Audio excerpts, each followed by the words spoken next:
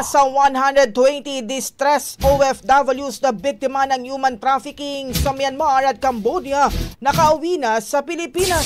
Brigada Jigo Custodio, ibrigada mo! Brigada! Live report!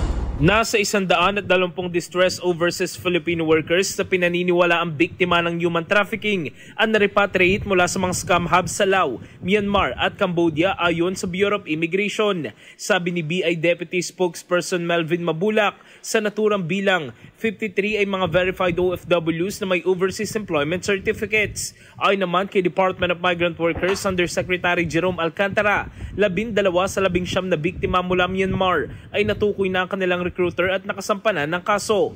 Ibinunyag din niya na maraming OFWs na nakaranas ng pananakit at pagkakakulong sa tinatawag na dark room matapos hindi makamit ang quota ng kanilang employer.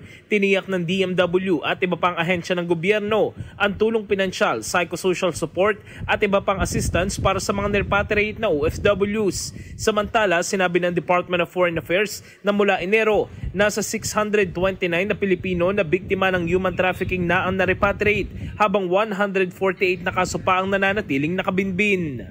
In the heart of changing lives, ako si Brigada Jigo Custodio ng 105.1 Brigada News of Manila, the Music and News Authority. Ang bahaging ito ay hatid sa atin ng Yummyvit ES2 Oral Drops. Simulang tuparin ang pangarap ng iyong anak. And stunting now!